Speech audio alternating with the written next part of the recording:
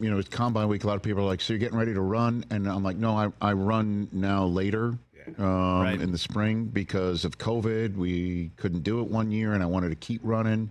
So we did it at a SoFi. Now we're doing it at the Rose Bowl again. And but, I tell the story all the time about the run, how I was born out of being bored one time, and I did it, and I ran. I had no idea NFL Network put the cameras on me, and then they showed it, and they surprised me with it. And then the next year, Mike Holmgren's like, you're going to run again? I'm like, why? And he goes, you got to beat your time. And I'm like, okay. He's not wrong, so I had to do it over and over again. There was one time where I almost didn't do it. I don't talk about that much, is that one time because I ran it, and it was terrible. And I just keep thinking to myself, Dion's going to be disappointed and Susie's going to be disappointed. Let me run it again. And I did. Let me run it a third time. And I ran it a third time, and my hamstring popped. It was bad.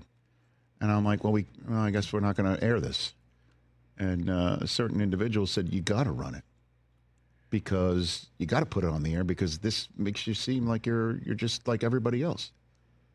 That man's name is Mike Mayock. Put him up on the screen right here. Remember that, Mike? You told me how to run, how to put on television. Remember that, Mike? You told me that? Remember that? You know what, Rich? There's a certain amount of humanity, a certain amount of humility. And ultimately, I think that came through. And it just continued to push what started as a fun thing. And now because of you and how you can push that out there and how the network's been great with it, it's also become one of the biggest fundraisers that I've ever seen from a grassroots beginning. It's really, really cool. Yeah, man, I appreciate it. And you were always part of it.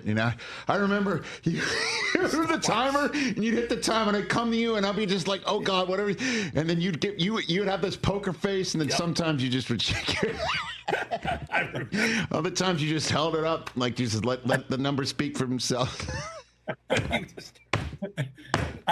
I'll tell you, the funniest one, though, was the one you just described, because you were like, this is over. I'm like, dude, this is you at your most humble. This has to get pushed out there.